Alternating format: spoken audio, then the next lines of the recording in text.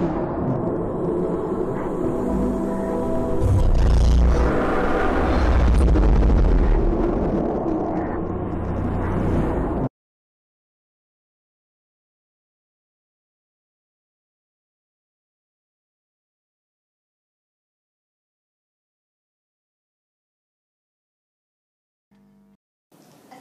warahmatullahi wabarakatuh. Bagaimana kabarnya warga belajar hari ini? Semoga tetap sehat walafiat dan juga dalam lindungan Allah Subhanahu wa taala. Nah, untuk kelas 8 hari ini kita akan belajar tentang peluang. Nah, apa sih peluang itu? Nah, peluang mungkin kita akan contoh kita bahas tentang ibu hamil. Nah, kita kan waktu misal ada ibu hamil, nah untuk bulan yang awal kan dia nggak tahu nanti akan lahir laki-laki atau perempuan, tapi kan masih ada kemungkinan dia akan lahir laki-laki ataupun perempuan. Nah, ini yang disebut dengan juga peluang. Nah, dalam peluang itu akan ada terjadi kejadian acak. Kejadian acak itu apa? Kejadian acak yaitu percobaan atau kejadian yang sebelumnya tidak diketahui hasil dari percobaan atau kejadian tersebut. Nah, misal tadi yang ibu hamil tadi, nah ibu hamil tadi di awal hamilnya kan dia tidak tahu, dia tidak tahu akan nanti lahir laki-laki ataupun perempuan. Tapi masih ada kemungkinan dia akan lahir laki-laki ataupun perempuan. Nah, ini yang disebut dengan kejadian acak. Kemudian contoh lainnya, misal saya akan membeli duku. Nah, membeli duku ini kita mungkin akan mencoba. Nah, ini yang saya coba ini manis atau enggak. Nah, yang kita ambil kan juga acak. Dari semua, misal ada 10 duku. Nah, ini kita ambil acak satu. Nah, ini merupakan kejadian acak yang kita ambil secara acak di dalam 10 duku ini. Nah, kemudian dalam peluang itu ada ruang sampel dan titik sampel. Nah, ruang sampel ini dilambangkan dengan S, di mana yaitu ruang sampel yaitu himpunan. Ini harus digarisbawahi, himpunan yang anggotanya semua hasil mungkin yang terjadi dari suatu kejadian. Nah, ruang sampel itu sendiri yaitu himpunan dari kumpulan dari titik sampel. Misal, kalau titik sampelnya terlebih dahulu kita kasih pengertian yaitu hasil yang kemungkinan terjadi dari suatu kejadian atau percobaan. Dari ibu hamil tadi, titik sampelnya yaitu ada 2, laki-laki dan juga perempuan. Dia nanti akan lahir laki-laki atau perempuan. Nah, untuk ruang sampelnya yaitu himpunan dari titik sampelnya itu yaitu ruang sampelnya yaitu berupa laki-laki dan juga perempuan. Nih. Kemudian kita akan membahas tentang bagaimana menyusun anggota ruang sampel. Kita tadi sudah belajar tentang ruang sampel. Nah, dalam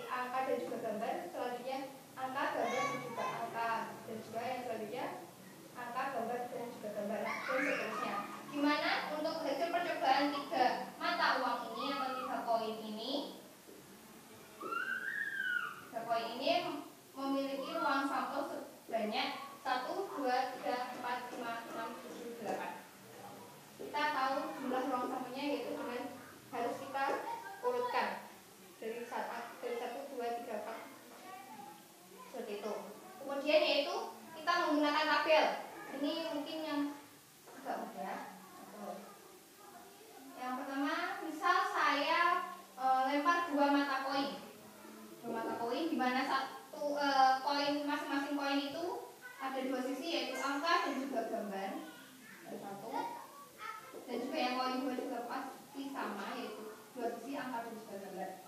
Untuk yang pertama poin 1 kita tulis di sini angka gambar, dan juga poin kedua angka gambar, kita jadikan satu, angka sama angka, angka dengan gambar, angka gambar, gambar dengan angka, gambar angka, gambar dengan gambar, gambar dengan gambar. Nah, kita tahu bahwa di sini hasil dari pelemparannya itu memiliki ruang sampel sebanyak 4, yaitu 1, 2, 3, dan 4. Kemudian yang untuk 3 mata koin, kita tadi kan sudah ada hasil percobaan untuk 2 mata koin. Hasilnya ini, itu ruang sampelnya, angka-angka, angka gambar, gambar angka, dan juga gambar-gambar. Ini merupakan ruang sampel dari 2 mata koin. Nah, untuk 3 mata koinnya kita menggunakan yang ini, hasil percobaan 2 koin ini kita masukkan ke tabel angka-angka, angka gambar, gambar angka, gambar-gambar. Dan juga untuk yang koin ketiga sudah pasti ada 2 sisi, yaitu angka dan juga gambar. Dihasilkan angka-angka ini dan dengan angka gambar dengan angka, berarti angka gambar angka, dan juga yang ketiga gambar angka-angka. Yang keempat gambar gambar angka. Nah, seterusnya dihasilkan yaitu NS-nya atau jumlah ruang sampelnya di sini ada 1, 2, 3, 4, 5, 6, 7, 8 dengan ruang sampelnya seperti di sini, angka, dan seterusnya seperti ini dihasilkan di sini. Selanjutnya kita akan membahas tentang peluang empirik dan juga peluang teoritik. Nah, apa sih peluang empirik dan juga peluang teoritik? Nah, peluang empirik ini biasa dinamakan juga dengan frekuensi nisbi atau frekuensi relatif. Nah, peluang empirik ini berdasarkan hasil dari percobaan atau kejadian sesungguhnya. Nah, kalau teoritik itu hanya berdasarkan teorinya. Nah, peluang empirik secara harfiah yaitu pengertiannya yaitu perbandingan antara banyaknya kejadian yang dikehendaki dibandingkan dengan kejadian seluruhnya. Nah, dengan rumus seperti ini, FK sama dengan NK per NE, di mana FK ini peluang empiriknya dari suatu kejadian K. Nah, di mana kalau NK ini kejadian yang dikehendaki, di mana NE merupakan banyak percobaan yang dilakukan. Misal, contohnya ada penjual beras, di mana penjual beras ini menjual 3 kualitas beras. Yang pertama kualitas 1, kualitas 2, dan juga kualitas 3. Nah, penjual beras ini pengen tahu berapa sih peluang-peluang terjualnya beras berkualitas 1, 2, ataupun 3. Nah, pas saat itu ada beberapa pembeli. Nah, di mana di beras kualitas 1 ini ada 14 pembeli. Di beras kualitas 2 ada yang membeli sebanyak 15 pembeli.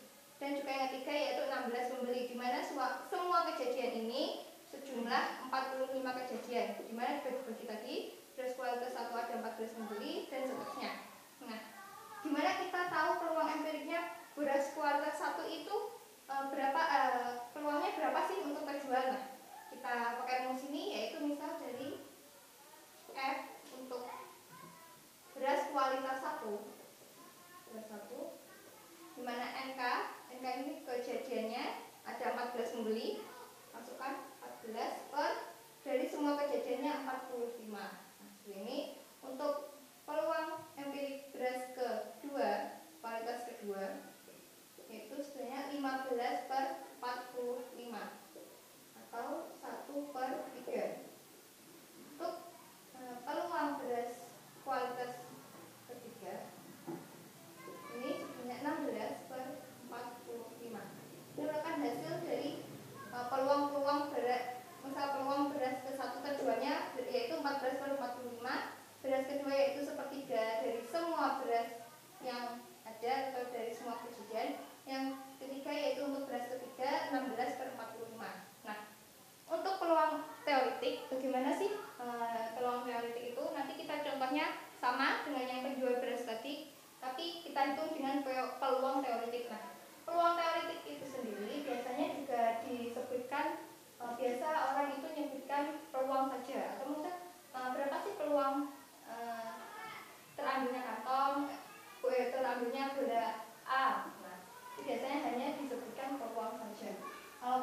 empirik biasanya disebutnya peluang empirik. Nah, peluang teoritik itu apa? Perbandingan berdasarkan teori. Berdasarkan teori yaitu banyaknya kejadian yang dikehendaki dibandingkan banyaknya anggota ruang sampel. Dimana rumusnya seperti ini, PK sama dengan NK per NF. Dimana PK ini yaitu peluang teoritik dari suatu kejadian K, dan NK ini banyaknya titik sampel dari kejadian K, dan yang untuk NF banyaknya titik sampel pada ruang sampel. Nah, untuk beras tadi, dimana kejadiannya beras 1, beras kualitas 1, kita contohnya pakai tadi. Untuk P beras kualitas 1 itu kan cuma satu beras, maksudnya jenisnya kan beras kualitas 1 yaitu 1, tapi yang tersedia kan ada 3 kualitas beras, berarti per 3. Ini misalnya sepertiga. Untuk beras kedua, beras kualitas 2 sama, dia jumlahnya kan ada 1 beras kualitas 1 per dari jumlah semuanya 3. Sama lagi untuk beras ketiga 1 per 3. Nah, sama semuanya.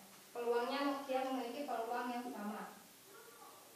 Nah, kemudian untuk cara menghitung peluang, bagaimana sih kita menghitung peluang?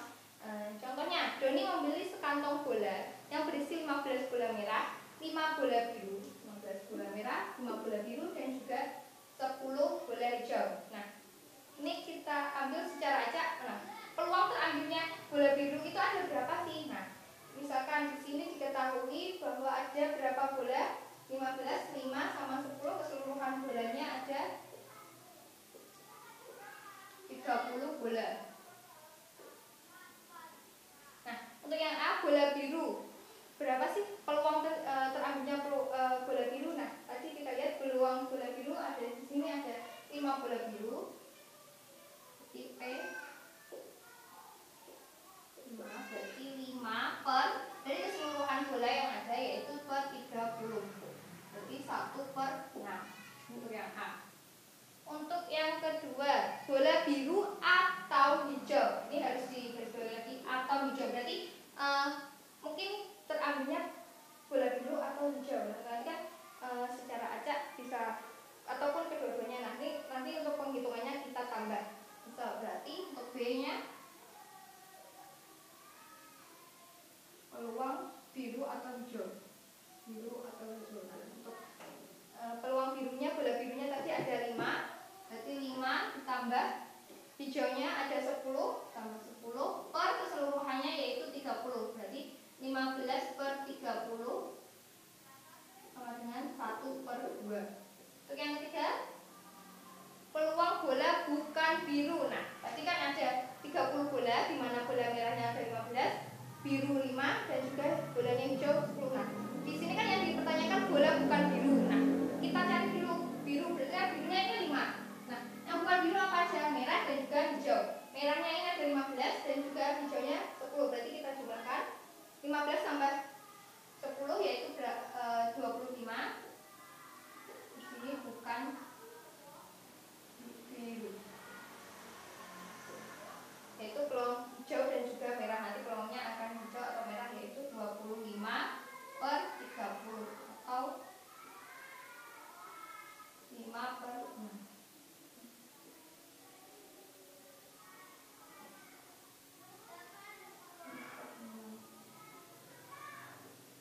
Oke, yaitu bola untuk peluang untuk soal keempat yaitu peluang bola merah. Bola merahnya tadi ada berapa diketahui 15, berarti P untuk bola merah 15 per seluruhnya yaitu ada 30 bola, berarti 1 per 2. Kita akan belajar lagi tentang kepastian dan juga kemustahilan di peluangan. Apa sih kepastian dan kemustahilan di peluangan? Kepastian dalam peluang yaitu hasil suatu kejadian yang sudah pasti terjadi. Nah, kalau kemustahilan yaitu hasil suatu kejadian kecupen yang tidak mungkin terjadi. Dimana peluang kepastian ini dilambangkan dengan angka 1.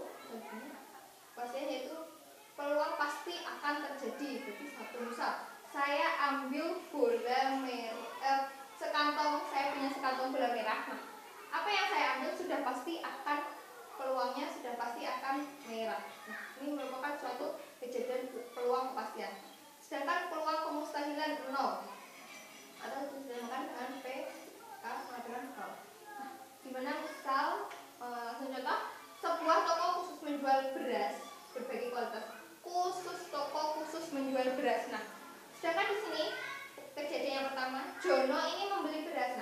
kalau dia membeli beras di toko ini sudah pasti dia akan berpeluang pasti akan mendapatkan beras satu. Dia akan mendapatkan peluang satu.